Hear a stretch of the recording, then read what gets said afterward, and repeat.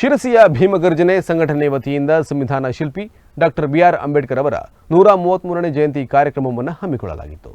ಕಾರ್ಯಕ್ರಮದಲ್ಲಿ ಅದ್ದೂರಿ ಮೆರವಣಿಗೆಗೆ ಜೀವಜಲ ಕಾರ್ಯಪಡೆಯ ಅಧ್ಯಕ್ಷ ಹಾಗೂ ಕೆರೆ ಹೆಬ್ಬಾರ್ ಖ್ಯಾತಿಯ ಶ್ರೀನಿವಾಸ್ ಹೆಬ್ಬಾರ್ ಉದ್ಘಾಟಿಸಿ ಚಾಲನೆ ನೀಡಿದರು. 1890ರಲ್ಲಿ ಅಂಬೇವಾಡ್ಕರ್ ಅಂತ ಒಂದು ಕುಟುಂಬದಲ್ಲಿ ಹುಟ್ಟಿದಂಥ ಡಾಕ್ಟರ್ ಅಂಬೇಡ್ಕರ್ ನಂತರದಲ್ಲಿ ಬ್ರಾಹ್ಮಣ ಉಪಾಧ್ಯಾಯ ಕುಟುಂಬದವರ ಕಣ್ಣಿಗೆ ಇಳಿದಿದ್ದು ಅವರ ಗರಡಿಯಲ್ಲಿ ಬೆಳೆದಂತಹ ಅಂಬೇವಾಡ್ಕರ್ಗೆ ಅಂಬೇಡ್ಕರ್ ಅಂತ ಹೆಸರು ಬಂತು.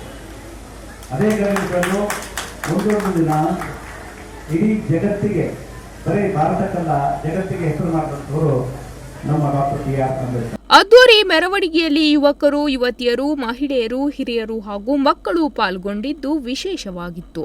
ಮೆರವಣಿಗೆಯುದ್ದಕ್ಕೂ ಡಿಜೆ ಹಾಡುಗಳಿಗೆ ಶಿಳ್ಳೆ ಹಾಕುತ್ತಾ ಡ್ಯಾನ್ಸ್ ಮಾಡಿ ಸಂತಸಪಟ್ಟರು.